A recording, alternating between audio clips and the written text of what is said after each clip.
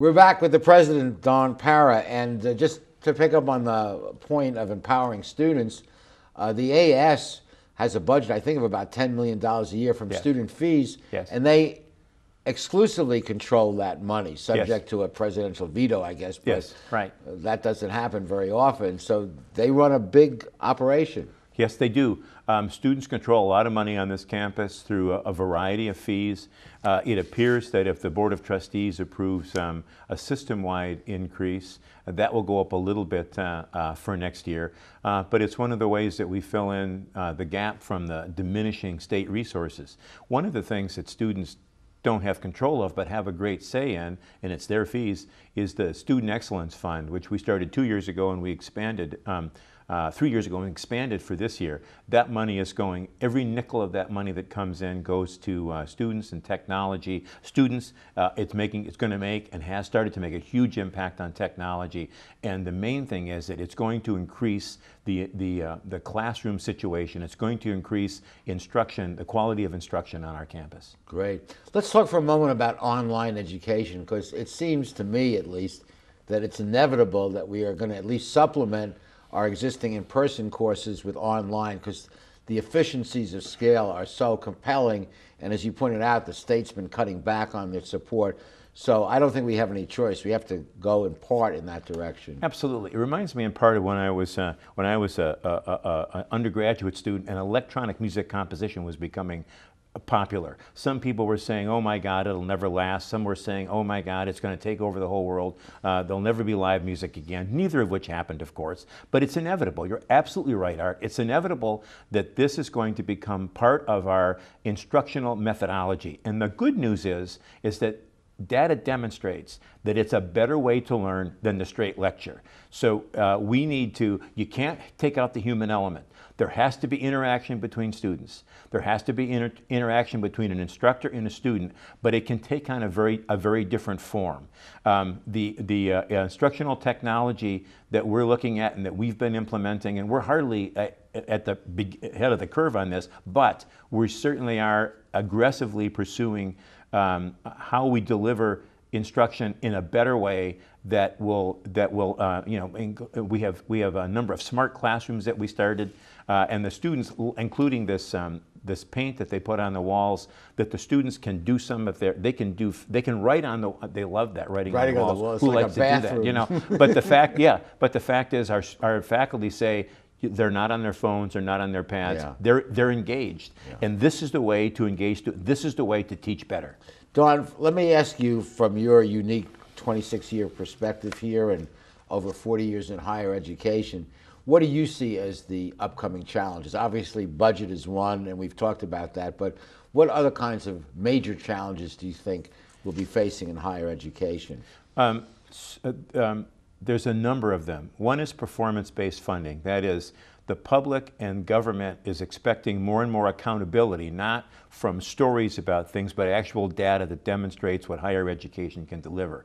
We're absolutely in favor of that. We're absolutely in favor of demonstrating the public good of public higher education to anyone who wants to see it. A lot of the stuff that we, besides our public goods page, that's at CSU and on each camp and on our campus, we have data that's available to anyone in the world, frankly, about how we do our graduation rates, class fill rates. I mean, it's available to anybody. I don't know that there's an institution in the country that has more data available online than we do. You have to be able to read it, but it's there, and we try to make it easy. So that certainly is a challenge. Funding is clearly going to continue to be a challenge. But I would say, in a lot of it, if we keep the student focus, and we remember that we have to innovate. Businesses, government agencies, you know, and I consider universities political organizations. Oh yes. Yeah. If we do not innovate, then we're gonna fall behind and we're gonna die. We have to continue to put the focus on the classroom experience, which is going to change and evolve. But we have to keep innovating. We have to keep looking at what are the best ways to deliver our product to our students. And if we do that, we're going to be, and demonstrate the value of public higher education, we're going to be in good shape.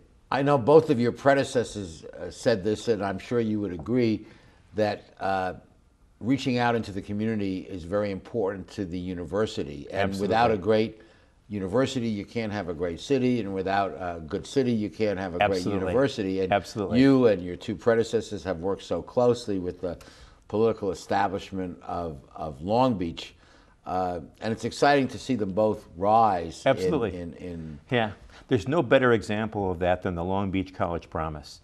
Yeah. You know, it's Just been for a the model. record, they guarantee a Long Beach student who maintains his or her grades entrance into City College and then to Long Beach Right, State. and City College, they get a free first semester.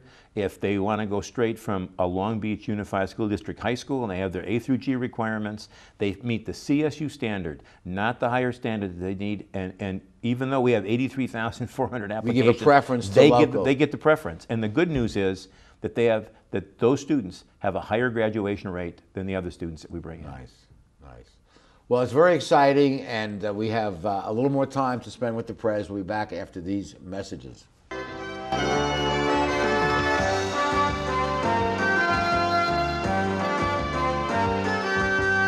Phil Trainees mixes California style with continental cuisine that includes fresh seafood from around the world. Since Phil is the chef, the menu has a wide variety of pastas, salads, soups, and appetizers that feature his unique personal touch. And the Italian-American signature dishes are simply beyond delicious. You never know who you're going to run into at Trainees, from the famous sports legends on the Wall of Fame to local celebrities having a drink at the bar. For the best fine dining experience, visit Phil Trainees. I want to improve my career opportunities. I want to earn a higher salary at my job. I'd like to finish what I started. The new Bachelor of Arts in Liberal Arts degree completion program at Cal State Long Beach will help you achieve your educational goals while keeping your life in balance. Contact our customer service center at 1-800-963-2250 for more information, or visit us on the web. Let CSULB help you finish what you started.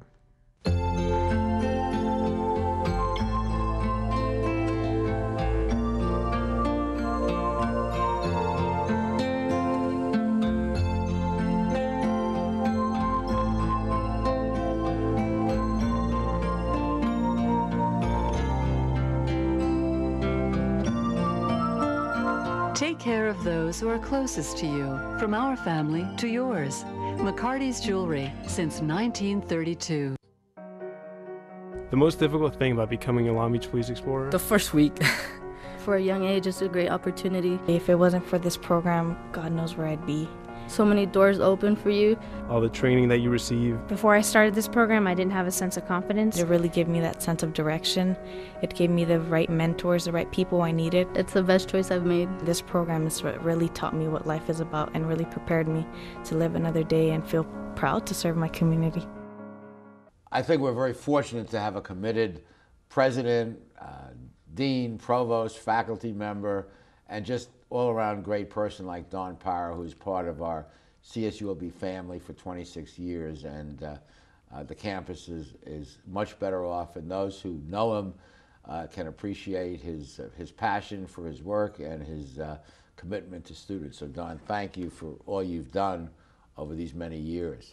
Thank you, Art. I have been touched, formed, and molded by this institution and by the people who are California State University Long Beach.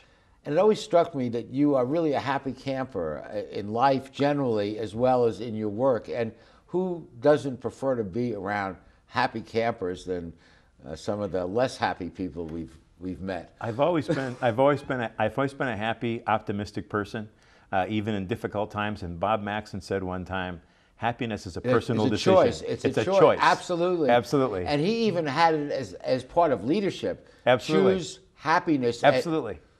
Fantastic advice. Don, we wish you well in the next chapter. I know you're not leaving us. You're just changing your role, and you want to have a little time to compose some music. Absolutely.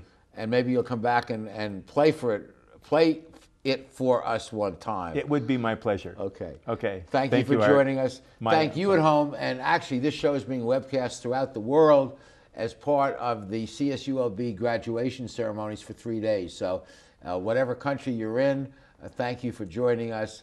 And please be with us next week for the next edition of Straight Talk. Good night, everyone. Straight Talk has been brought to you by the Port of Long Beach, the Press Telegram, and Scan Health Plan. And remember, Straight Talk is viewable 24/7 at straighttalktv.com.